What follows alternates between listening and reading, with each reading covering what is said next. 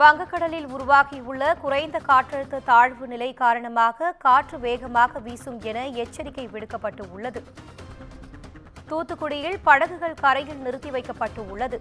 எச்சரிக்கை காரணமாக மீனவர்கள் கடலுக்கு செல்ல வேண்டாம் என மாவட்ட மீன்வளத்துறை அறிவுறுத்தியுள்ளது. இது குறித்தான கூடுதல் தகவலோடு இணைகிறார் எமது செய்தியாளர் சிவகுமார். வணக்கம் சிவகுமார், தகவல்களை பகிரலாம்.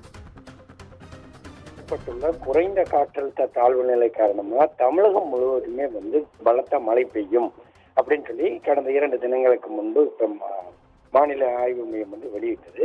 இந்நிலையில இங்கு வங்கக்கடல்ல உருவாகியுள்ள குறைந்த காற்றழுத்த தாழ்வு நிலையோட காற்றின் வேகம் 35 முதல் 55 கிலோமீட்டர் வரை வேகமாக வீசும் அப்படின்னு சொல்லி எச்சரிக்கை விடுக்கப்பட்டிருக்குது.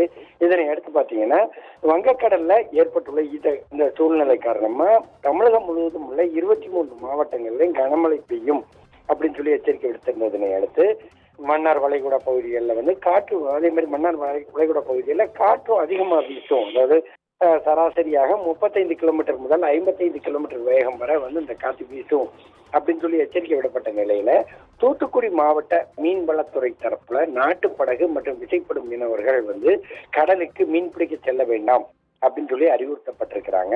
இதனை அடுத்து தூத்துக்குடி விசைப்படகு மீனவர்கள் கடந்த 4 நாட்களாக மீன் பிடிக்க கடலுக்குள்ள செல்லாம சுமார் 272 விசைப்படகுகள் கரையில நிறுத்தி வைக்கப்பட்டிருக்குதுங்க.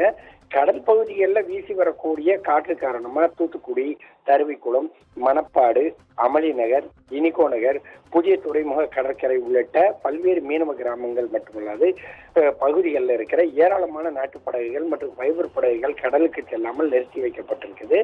இதனால பாத்தீங்கன்னா இவங்களோட 4 நாட்கள நிறுத்தி வச்சிருக்கிற ஒரு சூழ்நிலையில தங்களோட வாழ்வாதாரம் பாதிக்கப்பட்டிருக்கிறதாகவும் அரசு இது குறித்து உடனடியாக நடவடிக்கை எடுக்கணும் அப்படின்னு சொல்லி அவங்க தற்போது வேண்டுகோள் விடுத்திருக்கிறாங்க. இனிதா, தகவல்களுக்கு நன்றி சிவகுமார்.